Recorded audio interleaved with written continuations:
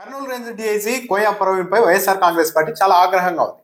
నిన్న పులివెందల్లో దాడులు జరిగితే వైఎస్ఆర్ కాంగ్రెస్ పార్టీ నాయకుల మీద కోయా ప్రవీణ్ చేసిన వ్యాఖ్యలే వైఎస్ఆర్ కాంగ్రెస్ పార్టీ నాయకులకు ఆగ్రహం తెప్పిస్తూ ఉన్నాయి.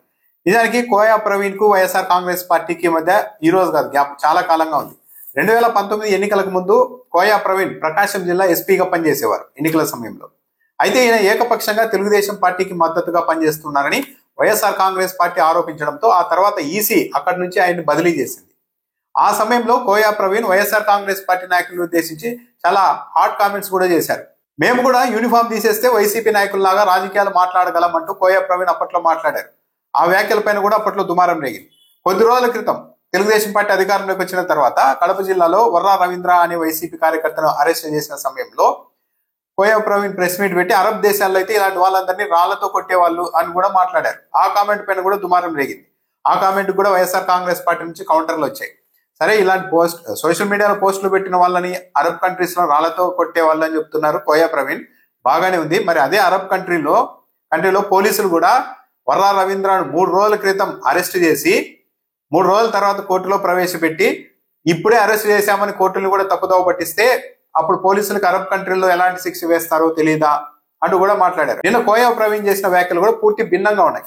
నిజానికి ఒక ఐఏఎస్ నోటి నుంచి పత్యాపారం లాంటి పదాలు చాలా సరే, ఇతర వ్యాఖ్యలు ఓకే, కానీ పత్యాపారం ఇలాంటి మాటలు అన్నది చూడడానికి ఒక ఐపీఎస్ అధికారి నుంచి ఆయన నోటి నుంచి ఆ మాటలు వినడానికి కూడా ప్రజలు ఇబ్బంది పడ్డారు.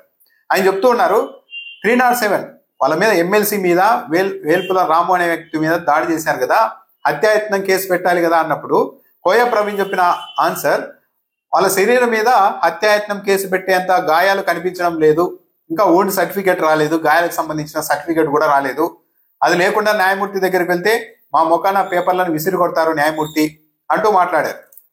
అంటే హత్యాయత్నం పెట్టేందుకు అవసరమైనంత సీరియస్ గా గాయాలు వాళ్ళ మీద లేవు అన్నారు. కానీ అదే ప్రెస్ మీట్ లో కాసేపటి తర్వాత పోలీసులు మేము అక్కడికి పోయేయండి కదా, పోబట్టే వీళ్ళు బతికారు, లేకుంటే తలకాయలు ఎగిరిపోయేటివి అని కూడా ఇదే కోయా ప్రవీణ్ గారు మాట్లాడారు. అంటే వాళ్ళు చంపడానికి వచ్చారు, పోలీసులు వెళ్ళకపోతే ఏకంగా వాళ్ళని హత్య చేయాలన్న ఉద్దేశంతోనే, తలలు లేపేయాలన్న ఉద్దేశంతోనే వచ్చారని కూడా ఒకవైపు మళ్ళీ డిఐజీ గారే అంగీకరిస్తూ ఉన్నారు. అంటే దీన్ని బట్టి అర్థమవుతున్నది ఏంటి, హత్యాయత్నం కేసు పెట్టండి అన్నప్పుడేమో గాయాలు ఆ స్థాయిలో కనిపించలేదు అని మాట్లాడుతున్నారు. మళ్ళా ఆ తర్వాత కొద్దిసేపటికి వాళ్ళు మేము పోకపోతే చంపేసే వాళ్ళు తలకాయలు లేచిపోయేటివి అని మాట్లాడుతున్నారు. అంటే చంపడానికి వచ్చారు అనేది చాలా క్లియర్. ఇక్కడ ఒక ఎగ్జాంపుల్, ఒక వ్యక్తి మరో వ్యక్తిని మీద ఏదో దాడి చేయడానికి ఒక తుపాకీనో లేకుంటే ఒక గొడ్డలో తీసుకొని వచ్చారే అనుకుందాం. తుపాకీతో కాల్చినప్పుడు అవతలి వ్యక్తి అదృష్టవశాత్తు అది జస్ట్ అలా రాసుకొని ఏదో చర్మానికి అలా తాకేసి బుల్లెట్ వెళ్ళిపోయింది అనుకోండి, అప్పుడు దాని మీద హత్యాయత్నం కేసు పెట్టరా? లేదు, బుల్లెట్ కాల్చారు కానీ, తుపాకీతో కాల్చారు కానీ బుల్లెట్ గుండెల్లోకి దిగలేదు, జస్ట్ అలా స్కిన్ ను దెబ్బతీస్తూ వెళ్ళిపోయింది కాబట్టి హత్యాయత్నం కేసు పెట్టాల్సిన అవసరం లేదు అంటారా? తుపాకీ తీసుకొని ఏకంగా వస్తే తీవ్రంగా పొడి చేసి చంపేస్తేనేనా కేసులు పెట్టేది? అతని ఇంటెన్షన్ చూడాలి కదా. ఇక తుపాకీ తీసుకొని వచ్చారు అని అన్నప్పుడు హత్యాయత్నం చేయడానికి వచ్చారని కదా, మరి ఆ శిక్షను పెట్టడానికి వీలు లేదు అంటున్నారు. నిన్న 200 మంది దాదాపు ఒక్కసారిగా దాడి చేస్తే పెట్రోల్ బాటిళ్లతో, రాడ్లతో, కత్తులతో అంత దాడి చేస్తే స్వయంగా మళ్ళీ డిఐజీ గారే చెప్తున్నారు మేము పోకపోతే తలకాయలు లేచిపోయి ఉండేటివి అని. మరి అంత తీవ్రమైన ఇన్సిడెంట్ జరిగితే హత్యాయత్న కేసు పెట్టడానికి అవసరమైనంత సీన్ అక్కడ గాయాలు లేవని ఎలా మాట్లాడుతున్నారు? అంటే పూర్తిగా వైఎస్ఆర్ కాంగ్రెస్ పార్టీ ఆరోపిస్తున్నట్లే పోలీస్ అధికారులు ఏమైనా పనిచేస్తూ ఉన్నారా? పైగా వైసీపీ నాయకులు ఆ గ్రామంలోనికి వెళ్ళి పత్యాపారం చేస్తే ఇలాగే ఉంటుందని చెప్తున్నారు. ఏంటి అక్కడ అంతా అడవి మృగాలు ఏమైనా సంచరిస్తూ ఉంటాయా? వాళ్ళు కూడా మనుషులే కదా, విచక్షణ ఉండాలి కదా. సరే, పొరపాటున వెళ్ళారే అనుకుందాం, వెళ్తే చంపేస్తారా? దాన్ని డిఐజీ సమర్థించచ్చా పరోక్షంగా? మేము ఆ గ్రామంలోకి వెళ్ళారు కాబట్టి దాడి చేసింది అంటే వెళ్తే చంపేస్తారా? ఎక్కడున్నాం మనం? ఇంకా ఏ కాలంలో ఉన్నాము?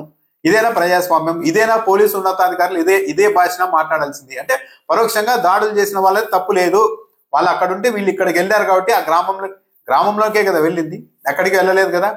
పైగా వీళ్ళేమో 200 మంది వెళ్ళలేదు కదా, 2 కార్లలో వెళ్ళారు జస్ట్.